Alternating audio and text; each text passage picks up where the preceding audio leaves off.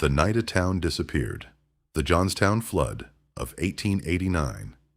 It was a quiet Friday morning in Pennsylvania, May 31st, 1889. In the small town of Johnstown, people were beginning their day just like any other. Workers were heading toward the factories. Children were getting ready for school. Shopkeepers were opening their doors, and families were preparing for the weekend. Nobody knew that before the day was over, their entire world would change. For several days, heavy rain had been falling across western Pennsylvania. The rain was relentless. Rivers were rising. Creeks were overflowing. And high above Johnstown, behind the town, stood an enormous reservoir. It was part of a private fishing and hunting club used by wealthy members from Pittsburgh. The reservoir held millions of tons of water, and that morning, the dam holding it back was under tremendous pressure. Local residents had seen the rising water. Some people were worried. Others believed the dam would hold. After all, it had stood there for years. But nature was pushing the structure beyond its limits. Engineers and workers tried desperately to reinforce the dam. They worked through the rain. They removed debris from the spillway. They tried to create a path for the water to escape. But the water kept rising. Then, sometime after 1 o'clock in the afternoon, the worst happened. The dam failed. A massive wall of water broke loose. It rushed down the valley with incredible force. Trees were ripped from the ground. Houses were destroyed. Railroad tracks disappeared beneath the flood. The enormous wave moved toward Johnstown, and the people below had almost no time to understand what was happening. Some residents heard a terrible roar. Others looked toward the hills and saw something they had never imagined. A wall of water was coming toward them. People began running. Families grabbed their children. Some climbed onto rooftops. Others rushed toward higher ground. But the flood was moving faster than anyone could run. Within minutes, streets became rivers. Buildings collapsed. Bridges were swept away. Railroad cars were thrown around like toys. The water carried trees, houses, furniture, and enormous pieces of debris through the town. And then came one of the most terrifying moments. At the stone bridge near Johnstown, thousands of tons of debris became trapped. The pile grew larger and larger. Then it caught fire. For survivors nearby, the scene was almost impossible to believe. A flood was raging through the town, and flames were rising from the wreckage. By the time the water finally began to retreat, Johnstown had been devastated.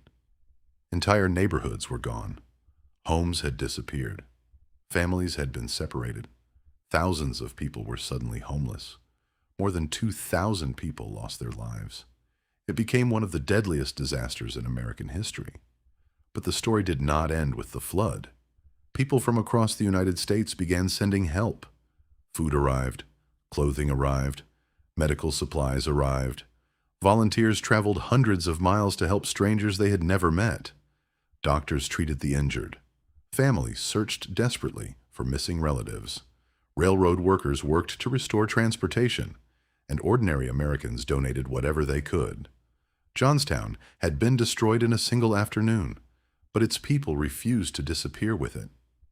They began rebuilding. Slowly, streets returned. Factories reopened. Homes were constructed again, and the town continued to live. The disaster also changed the way Americans thought about dams, public safety, and responsibility. The Johnstown Flood became more than a tragedy. It became a warning, a reminder that structures built by people can fail, that nature can become stronger than human plans, and that the decisions made far away from ordinary communities can sometimes have devastating consequences. More than a century later, the story of Johnstown is still remembered, not only because of the destruction, but because of the people who survived it, the people who lost everything, and still chose to rebuild. That is what makes the story of Johnstown more than an old American tragedy. It is a story about survival, a story about courage, and a story about how even after everything is washed away, people can still begin again. Part 2. The Night a Town. Disappeared. In the days after the flood, Johnstown looked almost impossible to recognize. Where homes had once stood, there were piles of broken wood and twisted metal. Where families had lived, there were empty foundations. The streets were covered with mud and debris. And everywhere, people were searching. They searched for parents, for children, for brothers and sisters, for friends. Some survivors walked through the destruction hoping to find something familiar. A photograph, a piece of furniture, a child's toy, anything that could connect them to the life they had known only hours earlier. But the disaster had destroyed more than buildings. It had destroyed the feeling that Johnstown was safe. For many survivors, the sound of rushing water would remain with them for the rest of their lives. Yet in the middle of all this destruction, something remarkable was happening. Help was arriving from across the country. Trains carried supplies into the region. Doctors and nurses arrived to treat the injured. Volunteers came to prepare food and distribute clothing. People who had never heard of Johnstown before the disaster were now working side by side with its survivors. The American Red Cross also played an important role in the relief effort.